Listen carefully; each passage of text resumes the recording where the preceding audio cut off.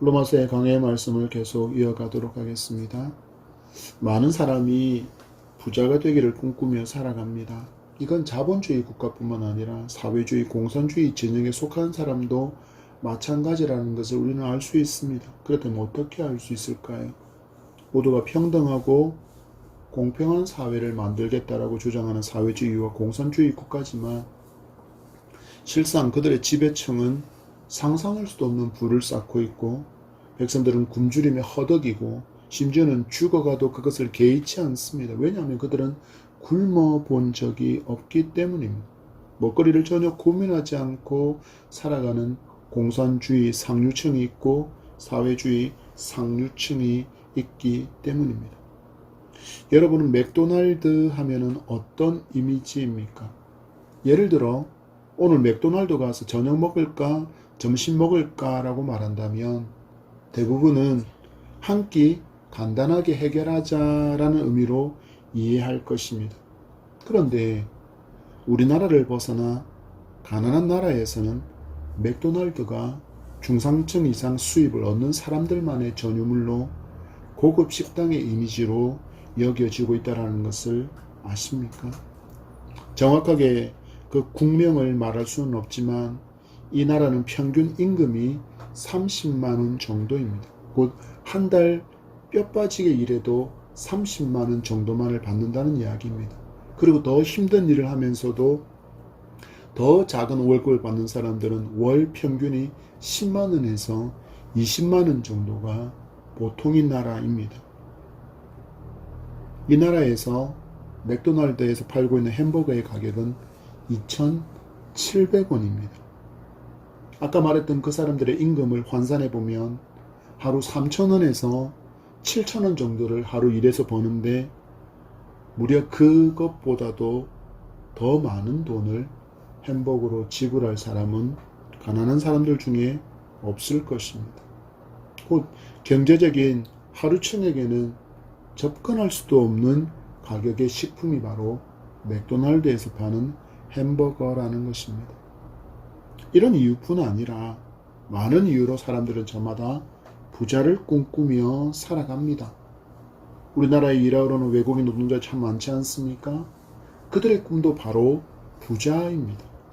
우리나라에서 한 달에 그들이 받는 임금이 자기 나라에서 몇 년 동안 일해야 얻을 수 있는 월급에 해당하기 때문입니다.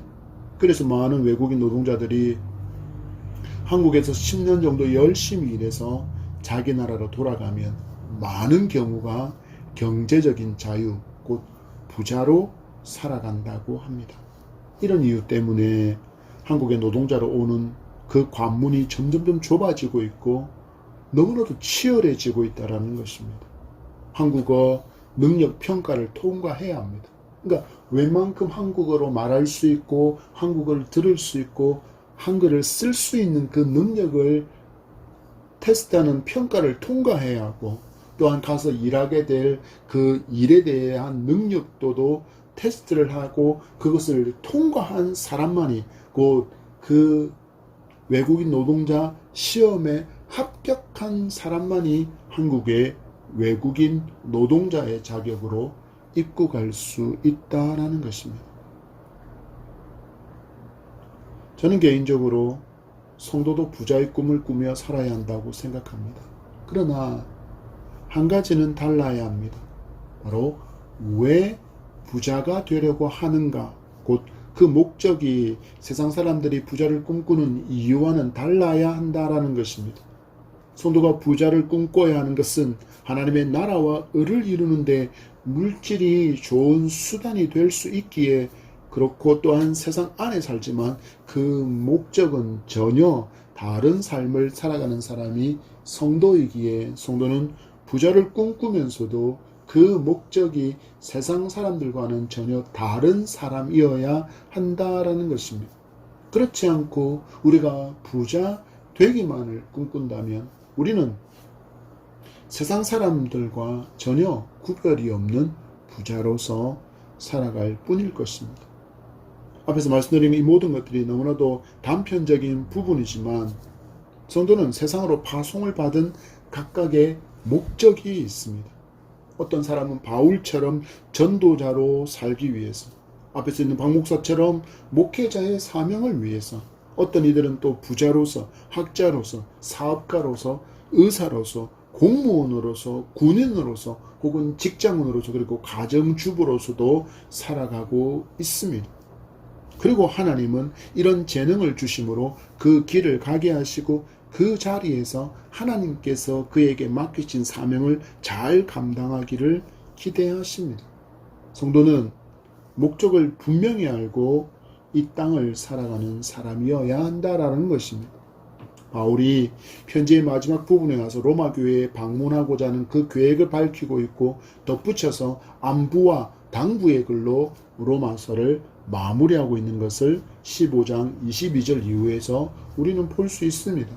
우린 주신 본문을 중심으로 하나님의 뜻대로 살아가면 깜짝 놀랍니다라는 제목으로 바울의 삶을 따라가며 우리의 분명한 목적, 곧 사명에 붙들린 인생을 살아가는 참된 기쁨을 회복하는 풍성한 은혜가 이 밤 우리 가운데 함께하기를 축복합니다. 바울은 예수님을 믿고 하나님의 자녀가 된 모든 성도는 하나님의 제사장의 사명을 즐겁게 감당하는 삶을 살아야 한다라는 교훈을 우리는 지난주에 받았습니다. 바울의 교훈에 따르면 우리는 제사장이 되었기에 우리의 말과 우리의 행동과 우리에게서 나타나는 표적과 기사의 능력이 성령의 능력이 드러나서 그 삶으로 우리를 통하여 하나님의 복음이 열방에 두루 편만하게 나가게 해야 할 사명이 있는 사람, 바로 성도는 하나님의 제사장이다라는 우리는 말씀을 받았습니다. 바울은 누구보다도 이 하나님의 제사장으로서의 사명을 힘차게 감당해 왔고, 이제 그토록 갈망했던 로마 방문 계획을 성도들한테 이렇게 밝히고 있습니다. 22절의 말씀입니다. 시작. 그러므로 또한 내가 너희에게 가려 하던 것이 여러 번 막혔더니. 바울이 일찍이 로마 교회, 로마 성도들을 너무나도 만나고 싶어 했지만 여러 번 시도했지만 어떻게 되었다고 말하고 있습니까? 막혔다라고 이야기합니다. 누가 막았을까요? 바울이 스스로 막았을까요? 아니요. 하나님께서 막으신 거예요. 그렇다면 왜 하나님께서 이렇게 바울의 발걸음이 로마에 이르지 못하게 막으셨을까요? 여전히 바울이 그곳에서 감당해야 할 사명이 남아 있었기 때문입니다. 성도는 그냥 막 살아갈 수 있는 존재가 아닙니다. 분명히 각각의 사명이 주어진 채로 이 땅에 파송을 받았기 때문입니다. 그래서 성도는 늘 사명에 민감한 삶을 살아야 합니다. 그리고 우리에게 맡겨진 사명이 끝날 때까지 우리는 이 땅에서 호흡하며 살아가게 될 것입니다. 혹시 여러분들 가운데 새로운 계획과 시도를 준비하는데 일의 진행이 더디고 혹은 막히거나 잘 풀리지 않는 것을 경험하고 있습니까? 그렇다 그러면 지금 내게 주어진 사명을 곰곰이 묵상해 보시기 바랍니다. 하나님께서 지금 나에게 맡기신 그 사명이 완수되고 있는가? 그 사명을 통하여서 하나님께서 찾으시는 열매가 있는가? 아니면 열매를 거두기 위한 비료를 잘 뿌리고 있는가를 점검해 보아야 한다는 것입니다. 하나님께서 그곳에 맡기신 사명을 아직 마무리하지 못했는데 그 다음을 진행하려고 하면 바울이 마주한 일들을 우리도 마주하게 됩니다. 어떻게 해요? 여러 번 막혔더니. 이렇게 우리의 삶에 우리의 기대가, 우리의 계획이 막히는 순간 우리는 보통 무엇을 먼저 말할까요? 원망하고 불평을 쏟아낼 수 있지만, 그러나 우리는 그 막힌 자리에서 원망을 먼저 하기보다는 기도하시기를 바랍니다. 그리고 기도 가운데 하나님의 뜻과 하나님의 때를 묻는 성도가 되어야 할 줄 믿습니다. 우리는 보통 내가 기대하는 시간에, 내가 원하는 대로 뭔가 일이 진행되기를 기대하지만 성경을 통해서 하나님의 기대와 우리의 기대가 정말 다르다라는 것을 너무나도 많이 볼 수 있습니다. 저는 개인적으로 대표적인 인물로 다윗을 들어보고 싶습니다. 여러분, 다윗을 한번 떠올려 보십시오. 우리의 생각으로는 다윗이 성전을 건축하는 것이 맞다라고 여겨집니다. 하나님은 분명히 다윗을 향하여 이는 내 마음에 합한 사람이다라고 평가할 정도로 그렇게 평가받았던 사람인데, 하나님은 다윗을 통하여서 성전이 건축되는 것이 합당하지 않다라고 말씀하시며 다윗을 어떻게 사용하십니까? 성전을 건축할 일을 준비하는 사람으로 다윗을 사용하십니다. 그럼 다윗은 어떻게 반응했습니까? 원망했나요? 불평했나요? 아니요. 다윗은 이것마저도 이렇게 나를 사용해 주신 것만으로 감사해서 할 수 있는 최선을 다해서 넘치도록 성전 건축에 필요한 물품을 너무나도 잘 준비했습니다. 그리고 우리가 보기에는 너무나도 함량 미달인 솔로몬이 하나님의 성전을 건축하게 됩니다. 이것이 무엇이라고요? 바로 하나님과 우리의 기대 차이입니다. 우리는 보통 내가 그 일을 감당하는 당사자가 되기를 기대하지만 하나님은 나를 준비하는 자로 사용하실 수도 있고 때로는 나를 당사자로도 사용하실 수 있는 권세는 오직 하나님께 있다라는 것을 성도는 잊지 말아야 합니다. 그리고 하나님께서 나를 어떤 쓰임새로 사용하시든지 나를 당신의 도구로 사용해 주심에 대해서 감사한다면 우리는 섭섭함을 물리칠 수 있고 감사할 수 있는 사명자가 될 줄 믿습니다. 바울은 하나님께서 로마로 가는 길을 막으신 것을 원망하지 않았습니다. 그는 자기에게 맡긴 사명만을 묵묵히 감당할 뿐입니다. 그랬더니 어떻게 됩니까? 드디어 길이 열리게 됩니다. 여러분, 지금 내게 맡겨진 자리에서 최선을 다해서 주의 일을 기쁨으로 감당하며 때를 잘 기다리는 기다림의 성도, 인내의 성도가 되기를 축복합니다. 잘 기다리는 바울에게 드디어 로마로 가는 길이 열리는 것처럼 보입니다. 23절의 말씀, 24절의 말씀입니다. 시작. 이제는 이 지방이 일할 곳이 없고 또 여러 해 전부터 언제든지 서방으로 갈 때 너희에게 가기를 바라고 있었으니 이는 지나가는 길에 너희를 보고 먼저 너희와 사귐으로 얼마간 기쁨을 가진 후에 너희가 그리로 보내주기를 바람이라. 아멘. 바울이 로마에 가는 길이 열리게 되는 때를 주목해 보십시오. 뭐라고 이야기합니까? 이제는 이 지방에 일할 곳이 없고, 이 지방이라고 표현된 헬라어는 토이스 클라마시 투토이스라는 복수를 사용하고 있습니다. 그러니까 여기는 수많은 지방들이라는 뜻입니다.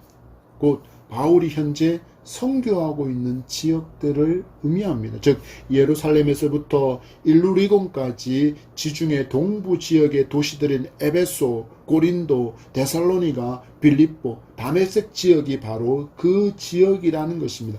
이 지역에 뭐가 없다고요? 일할 곳이 없답니다.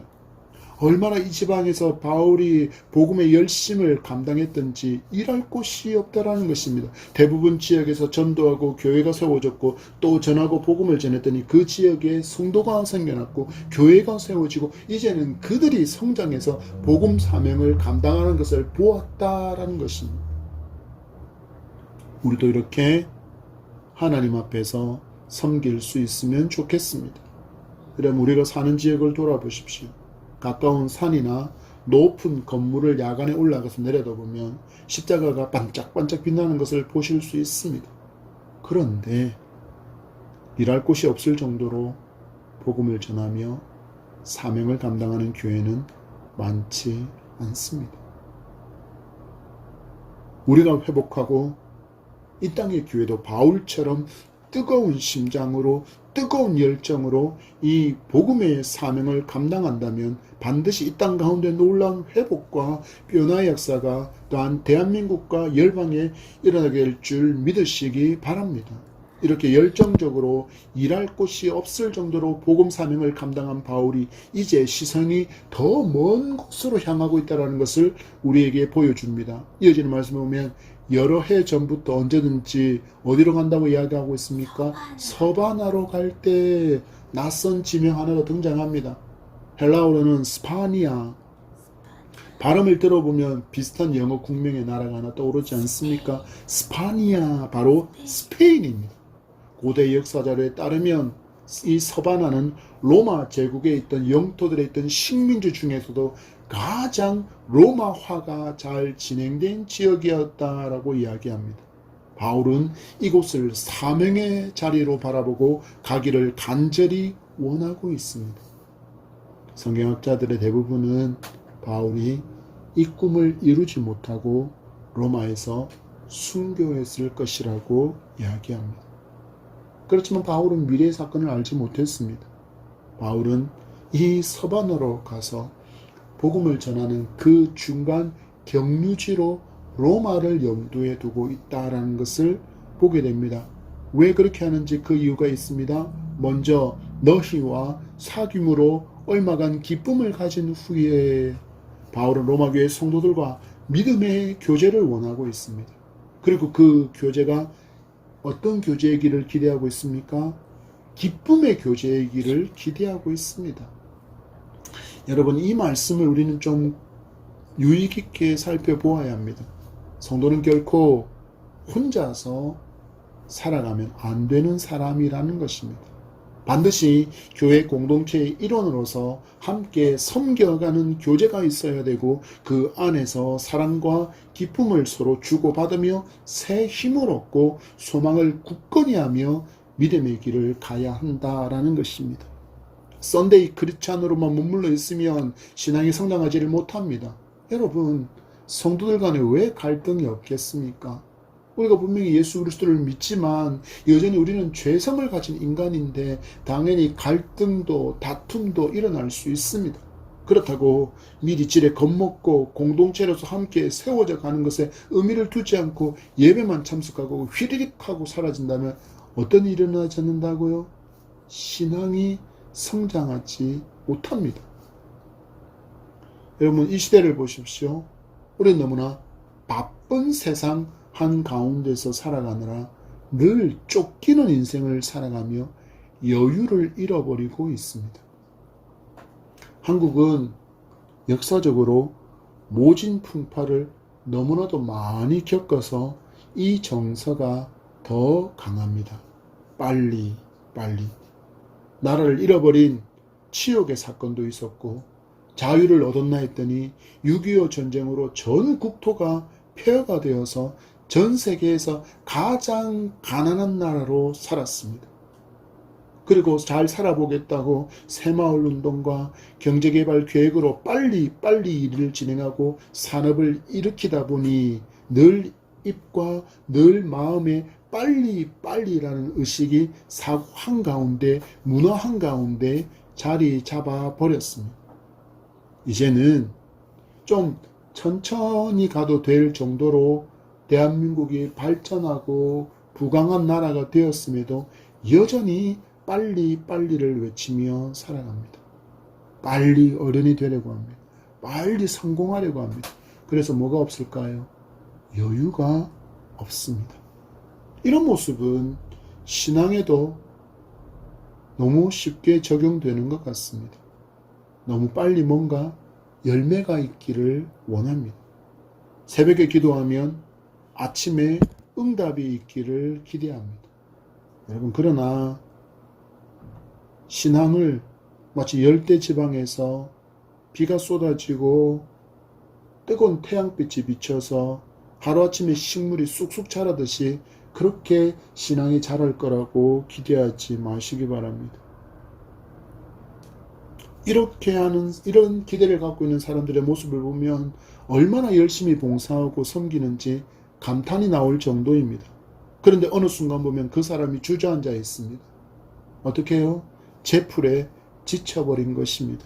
이런 조급함이 분명히 찾아오시면 우리는 분명히 좀 더 여유를 갖고 성장하기를 훈련할 수 있는 여러분 되기를 바랍니다. 그리고 예배만 참석하고 불이 나게 어디론가 달려가지 않기를 바랍니다. 여러분 기억하십시오. 예배는 하나님께 드리는 시간입니다. 그래서 우리가 주일이라고 부르는 것입니다. 나의 주인의 날, The Lord's Day, The Day of the Lord. 주일을 표현하는 이 영어의 명칭을 보십시오. 이 날이 하나님의 소유라고 말하고 있습니다. 이처럼 주일을 이렇게 표현하는 이유를 성도는 정말 잘 생각하며 살아야 합니다. 한국은 전통적으로 율법적인 주일 성수를 강조해 왔습니다. 주일에는 이것 하면 안 됩니다. 저것도 하면 안 됩니다. 돈 쓰면 안 됩니다. 놀러 다니면 안 됩니다. 유흥을 즐기러 가면 안 됩니다. 오락을 하면 안 됩니다. 율법으로 치우친 경향이 분명히 있지만 우리는 왜 교회가 이것을 지금까지 강조하고 있는지만큼은 잊지 말아야 할 것입니다. 왜입니까? 주의 날에 의미를 잊지 말자는 강조가 이렇게 표현된 것이기 때문입니다. 분명히 이름은 주일이라고 명시해 두고서 사용하는 시간은 내가 더 많이 사용합니다. 주일 아침 11시에 교회 와서 주일 예배 드리고 점심 먹고 잠시 교제를 나누다가 그리고 쉬었다가 오후 예배를 드리고 집에 가면 보통 4시쯤 되지 않습니까? 찬양팀이나 찬양대라면 다음 주일 예배를 준비하기 위해서 연습하는 시간을 갖느라 더 늦을 수 있을 것입니다. 그렇지만 그럼에도 불구하고 우리가 오롯이 예배하는 시간은 아무리 길어야 3시간 내외입니다. 그리고 나머지 시간은 나를 위해서 사용합니다. 그리고 심지어 우리는 6일 동안도 나를 위해서 사용하고 있습니다. 이 시간조차도 하나님께 드리는 것이 아까운 듯이 오전 예배만 드리고 휘리릭 사라진 다음에 모든 시간을 나를 위해서 사용합니다. 이름은 분명히 주일인데 실상은 나의 날입니다. 회개해야 합니다. 이것은 성도다운 모습이 아니기 때문입니다. 우리 바울처럼 살기를 원합니다. 적어도 정해진 예배의 시간만큼이라도 바르게 예배하기로 결단하는 여러분 되기를 축복합니다. 왜입니까? 나를 살리기 위해서 살을 찢으시고 피 흘리신 주님의 대속의 은총을 기념하는 날이 바로 주일이기 때문입니다.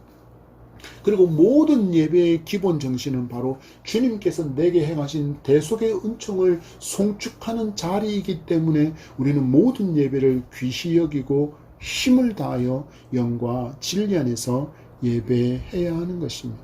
적어도 여러분 주일 이 하루는 주님을 기억하며 주님 안에서 평안과 기쁨을 누리는 감격의 시간을 놓치지 않는 여러분이기를 다시 한번 축복합니다. 바울처럼 주님 앞에서 부끄럽지 않은 믿음의 길을 가는 우리가 됩시다. 바울이 로마 성도들에게 들러서 성도의 교제를 나누고 기쁨을 얻은 후에 서번하로 가려는 여정이 지체되는 일이 생기고 있습니다. 그런데 그 이유가 너무나도 아름다운 이유입니다. 25절과 26절입니다. 시작.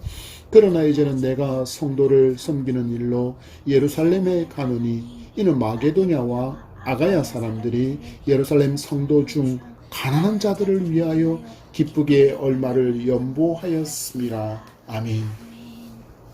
바울이 예루살렘 교회에 가야 할 아주 급히 가야 할 일이 생겼습니다.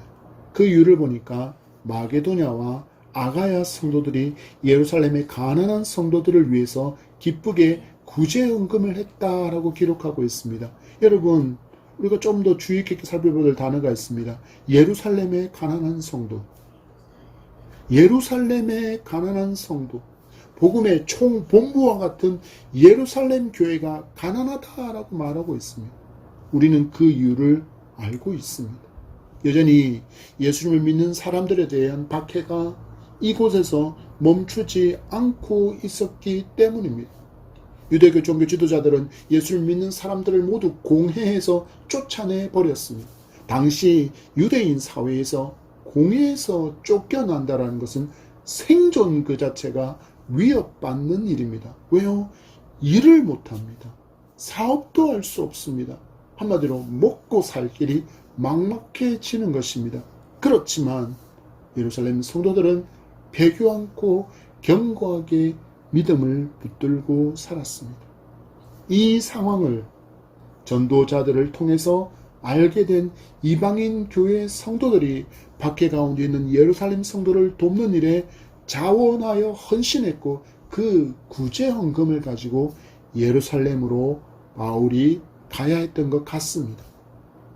앞에서 잠시 부자에 대한 제 생각을 말씀드렸는데 성도가 부자가 되어야 되는 목적은 이런 섬김을 위해서입니다. 하나님의 나라와 의를 이루기 위한 수단의 하나로 물질이 필요하기 때문입니다. 여러분, 성경시대라고 고대 사회라고 돈이 필요하지 않았을까요? 아닙니다. 성경에 보십시오. 얼마나 많은 화폐 단위가 나옵니까? 돈이 필요했다라는 이야기입니다. 이미 시장이 형성되어 있었고 필요한 것은 다 시장에서 사서 삶을 이어가고 있었습니다. 당연히 먹거리를 얻으려면 무엇이 필요했다고요? 돈이 필요했습니다. 그런데 예루살렘 성도들은 이 돈을 버는 일이 어땠다고요? 불가능에 가까웠습니다. 이 성도의 아픔을 이제 복음을 듣고 성도가 된 이방인 교회가 기쁨으로 자원해서 구제 헌금을 하고 그것을 모아서 예루살렘으로 향하고 있는 바울입니다. 여러분에게 주신 물질의 번영이 이렇게 기쁨으로 흘러가도록 잘 흘려보내는 성도가 되기를 축복합니다. 전도자의 교훈을 받습니다. 전도서 11장 1절과 2절의 말씀입니다. 너는 내 떡을 물 위에 던져라. 여느 날 후에 도로 찾으리니 7에게나 8에게 나누어 줄지어다. 무슨 재앙이 땅에 임할는지 네가 알지 못함이니라. 여러분이 쌓은 것들이 전도서의 교훈과 같이 이처럼 흐르고 흘러서 사람을 살리는 좋은 도구가 되기를 축복하고 여러분 창고에 선한 일을 위한 많은 재물이 쌓일 수 있게 되기를 축복합니다. 27절의 말씀입니다. 시작. 저희가 기뻐서 하였거니와 또한 저희는 그들에게 빚진 자니 많은 이방인들이 그들의 영적인 것을 나누어 가졌으면 육적인 것으로 그들을 섬기는 것이 마땅하니라. 아멘. 아시아의 여러 교회가 보낸 구제연금은 억지로 강제로 징수한 것이 아니라 성도를 긍휼히 여기는 섬김의 마음으로 기쁨으로 자원한 것이다 라고 바울이 밝히고 있습니다. 그리고 이어 말하기를 예루살렘에서부터 전파된 복음을 듣고 너희가 영적인 복을 받았으니 육적인 것 곧 재물로 예루살렘 교회를 섬기는 것이 어떻다고요? 마땅하다라고 말씀합니다. 여러분 말씀을 통해 우리의 삶을 살펴보십시오. 이 땅에 어느 누구도 유아 독존은 없습니다. 예를 들어서 큰 기업을 운영하는 사장이 있다고 해봅시다. 사장 혼자만 있으면 거대한 회사가 굴러갈까요? 아닙니다. 각각의 자리에서 주어진 책임을 다하는 수많은 직원들이 있습니다. 그들의 수고로 상상할 수 없는 수입을 사장은 벌어들이게 됩니다. 그리고 직원들 또한 그 사장이 창업하고 운영을 잘 해서 성장시킨 그 기업체가 있기에 일함으로 고정적인 수입을 얻고 삶을 계획할 수 있는 것이지 않습니까? 서로가 나에게 유익한 존재임을 인정할 때 우리는 좋은 관계로 든든히 세워져 가게 될 것입니다. 사회가 이렇다면 교회도 마찬가지입니다. 이제 교회 간의 연합이라는 단어가 무색한 것처럼 보이지만 여전히 대형교회는 많은 개척교회를 후원하고 자립할 수 있는 데까지 힘써 도와주고 있습니다. 이렇게 함으로 하나님의 나라가 세워지고 확장해 가는 것입니다. 그러면 성도는 어떨까요? 성도 간에도 이런 섬김은 마땅한 것입니다. 많은 재물을 얻은 성도가 있고 경제적으로 무척이나 힘겨운 시간을 보내는 성도도 있습니다. 잘 섬겨주면서 서로에게 감사한다면 향기나는 예담향으로 더욱 견고하게 세워져 가게 될 줄 믿습니다.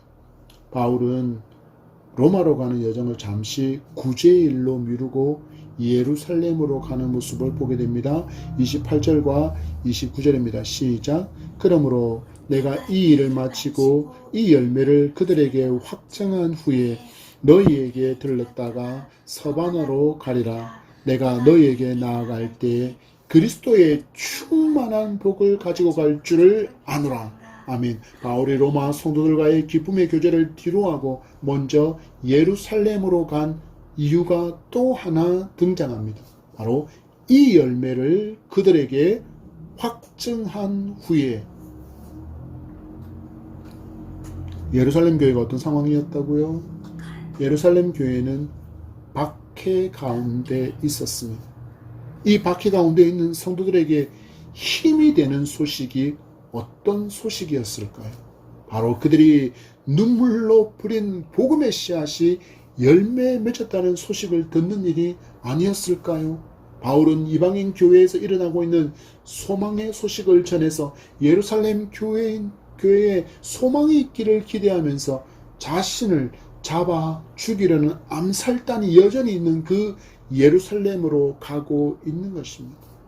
여러분이 흘린 눈물이 그 눈물과 함께 뿌린 복음의 씨앗이 이렇게 생명으로 열매 맺고 다른 일을 돌아볼 줄 아는 주님을 닮은 긍휼의 마음을 가진 성도로 성장했다는 열매라는 복음의 증거를 가지고 어디로 가고 있다고요?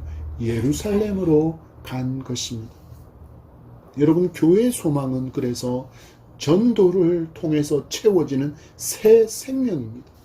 전도하는 교회가 부흥합니다. 지금 당장 열매가 없더라도 우리 눈물을 멈추지 말고 복음의 씨를 뿌리는 일에 최선의 경주를 합시다. 하나님의 날에 우리에게도 열매를 주실 줄 믿습니다. 이 예루살렘에서 일정을 다 마친 후에 로마를 들러서 서바나로 갈 예정이며 로마 교회 성도들에게 그리스도의 충만한 복을 가지고 갈 것이라고 바울은 약속하고 있습니다. 그럼 과연 여기서 바울이 말하고 있는 그리스도의 충만한 복은 어떤 의미일까요? 바로 바울의 사역에 있어서 그리고 예루살렘 교회의 사역에 있어서 그리스도의 풍성한 은혜의 능력이 함께하고 있다라는 의미를 이야기합니다. 곧 나와 함께 하시는 그리스도의 풍성한 은혜의 능력이 로마 교회 위에도 함께하기를 기대하는 바울의 기대이며 간절한 축복의 기도라는 것입니다. 성도의 삶은 내가 복받기를 기도해야 하지만 여기에 더해서 함께 있는 다른 지체들 성도들도 복받기를 기도해 주어야 합니다. 지체가 되었기 때문입니다. 여기에 더해서 다른 성도의 아픔과 고난을 함께 질 줄 아는 긍휼의 성도가 되기를 축복합니다. 이 삶을 통해서 하나님의 큰 영광이 드러날 줄 믿습니다. 하나의 간증으로 말씀을 마무리하려고 합니다. 얼마 전에 비 오는 길에 폐지를 줍는 할아버지에게 우산을 씌워주고 쓰시라고 3만 원의 돈을 인출해서 하얀 봉투에 담아서 건네준 여자 청년이 있었습니다. 이 할아버지가 폐지를 담은 그 리어커를 비 맞으면서 끌고 가는 그 편에서 수킬로에 이르는 그 거리를 우산을 할아버지 편으로 기울여서 자신은 흠뻑 젖은 채로 아랑곳하지 않고 할아버지한테 씌워드리고 헤어지는 길에 용돈까지 건네준 이 청년의 이야기가 누군가가 찍은 사진 몇 장을 통해서 이슈가 되었습니다. 수소문 끝에 이 여자 청년의 가족과 언론사가 연락이 닿아서 소식을 전해왔는데 이렇게 글을 적어 놓았습니다. 기독교 신앙을 가지고 있어서 당연히 해야 될 걸 했다라고 전해달라며 언론에 이 여자 청년은 노출되지 않았습니다. 성도는 이렇게 사랑과 이렇게 물질을 흘려보내야 합니다. 그리고 내 뜻이 아니라 하나님의 뜻을 구하며 살아야 합니다. 그러면 내가 전혀 기대하지 못한 놀라운 역사가 일어나게 될 줄 믿으시기 바랍니다. 언제나 나에게 가장 좋은 것을 주시기 원하시는 하나님이심을 신뢰하며 오늘을 하나님의 뜻대로 살아가는 여러분의 믿음의 삶이 매일매일 풍성하게 쌓여가는 그런 우리 모두가 되기를 축복합니다.